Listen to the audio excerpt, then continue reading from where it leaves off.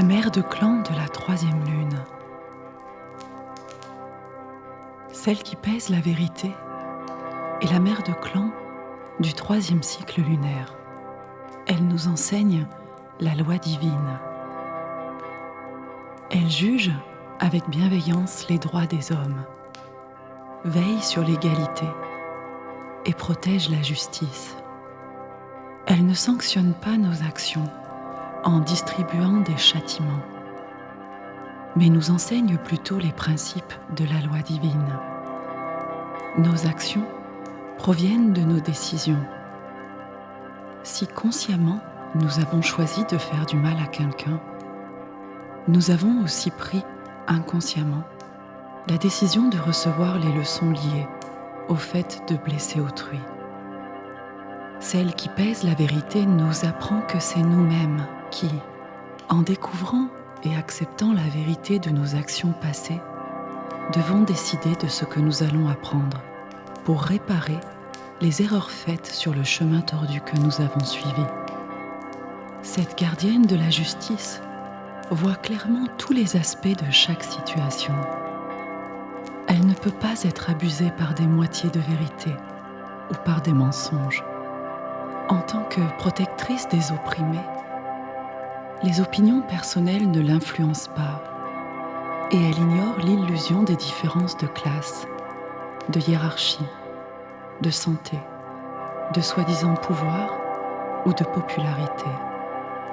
Elle veut que justice et équité s'appliquent à toutes les formes de vie de la création. En observant l'évidence dans chaque situation, cette mère de clan neutralise toute idée d'importance de soi, ce sentiment qui maintient l'ego en disharmonie. Elle nous instruit en nous montrant sa propre humilité, qui nous permet de voir notre arrogance. Celle qui pèse la vérité nous enseigne l'importance de l'engagement dans des responsabilités supplémentaires pour développer notre détermination personnelle. Elle comprend la nécessité d'évaluer tous les côtés d'une même situation pour pouvoir établir la vérité. Nous pouvons considérer la détermination personnelle comme notre capacité à répondre à tous les aspects de la vie, à être responsable de tous nos dons et à accepter les vérités que nous rencontrons, même si nous n'aimons pas ce que nous découvrons.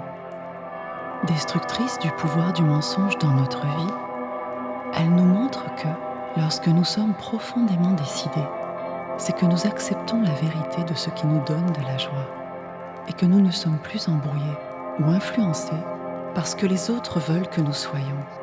Nous pouvons alors répondre au plus grand désir de notre cœur et trouver le bonheur à travers la détermination qui réside dans le sentiment de bien-être du soi.